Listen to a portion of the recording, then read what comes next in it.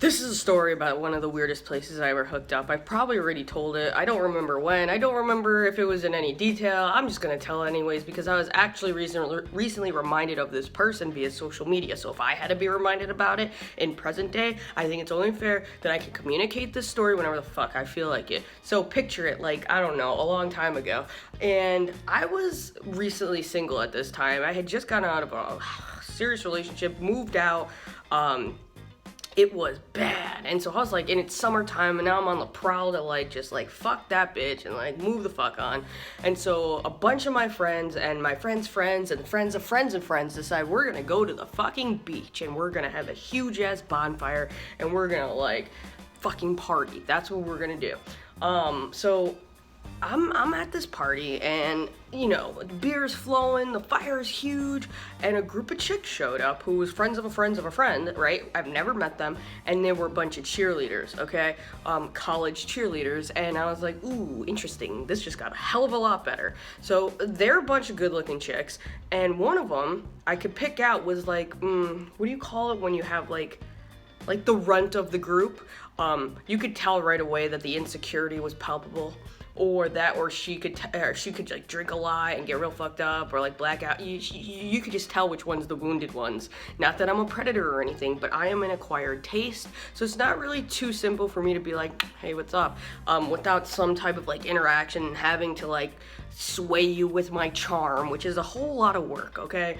Actually, it's not a lot of work, but, you know, the best feature about me, I believe, is my eyes, and I only go by what people tell me, so, yeah, I'm an acquired taste. So I see a gaggle of cheerleaders, and I'm just like, hey, what's up, hello, and I'm gonna call, the girl in this story, we'll call her Jenny.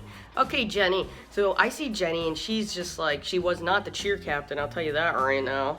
Not that she was like hideous or anything, she was not. She's a very cute girl, very sweet girl, very nice.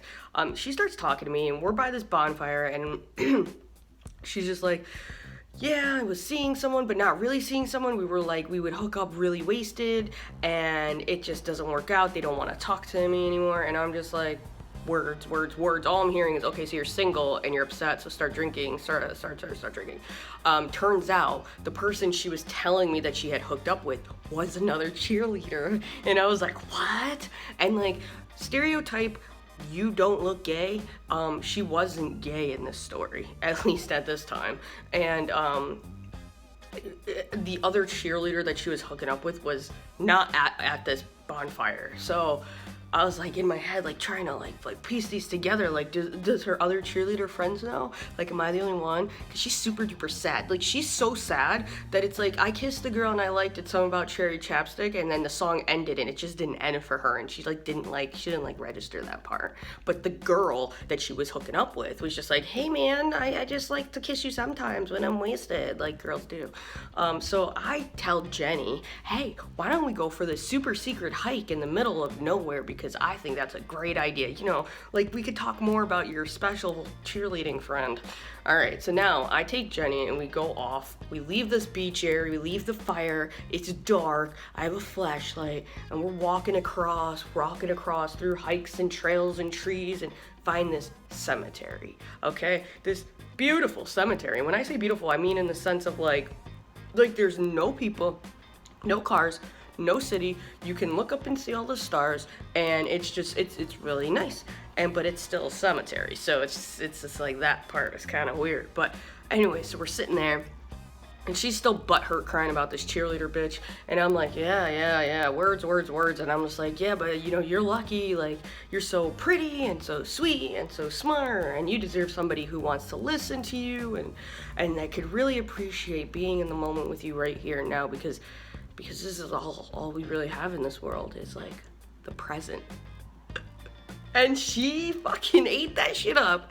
Boom, gets on top of me, right? She starts making out with me, and I'm like, awesome, right? And I'm like, gonna get it in, and this is it. But I pick her up and I put her on her back. That's when I realize, all of a sudden, I'm in a cemetery. Like, I am in the cemetery, but it's not as bad as it sounds. Like, we weren't like messing around on a grave, because that would be a little weird. We were like in a clearing part, and yes, there were tombstones around, and it's weird to even think about, but it is a thing, and I had every intention to move. So I'm like, hey, like, why don't we move this party to, like, back to where we were, but, like, get into, like, a car or a van, whatever was over there. And she was like, yeah, but as soon as I, like, go to move to, like, make that suggestion, all of a sudden I hear rustling in the bushes and I see light coming up. And basically, like, my friends had, like, followed us, like, and literally followed us to this place and to the cemetery and like shine a light, and then they would hide it and shine a light, and I'm like, what the fuck? Like, are we 4 years old? This is like the biggest cock block in the world. I'm like, so unnecessary.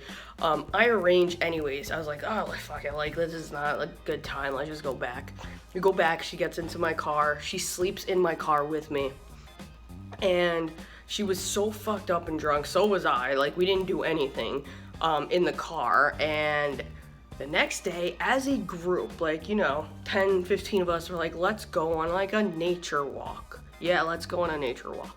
So we're hiking, walking around, going through woods, you know, leaping over ponds and bullshit, whatever. It's the best thing to do when you're hungover. No, it's not. Okay, one of the cheerleader chick is like, hey, Jenny, why don't you whip out your camera and take a group picture of us? Because at that time, having a digital camera was like the cool thing to do. And she's like, I don't have my camera. I don't know where I put it. And I'm just like walking along, and all of a sudden one of the like girls like snickered, like, haha, maybe you left it in the cemetery last night.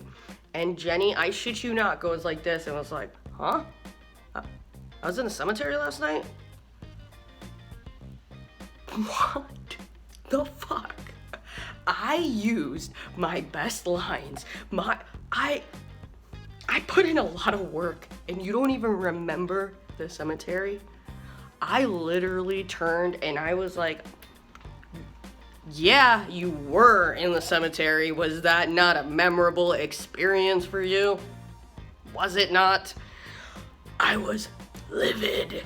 Because, you know what, I get it. If you don't want to tell your friends, or like, obviously people know we were messing around in the cemetery, and it's just like, I get it, I guess, but like, couldn't you like remember it at least?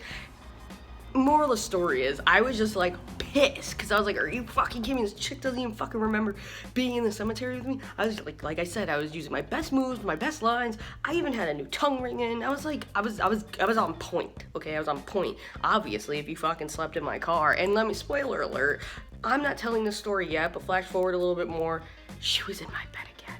But that's a whole other tale. Anyways, so yeah, I was pissed at that moment. Anyway, she brought me aside like later on and explained to me how sometimes she drinks too much and things happen. And I'm in my head thinking like, did we fall in love or something? Did we? I don't recall. You, what? Okay, so you get drunk and like what fucking ever.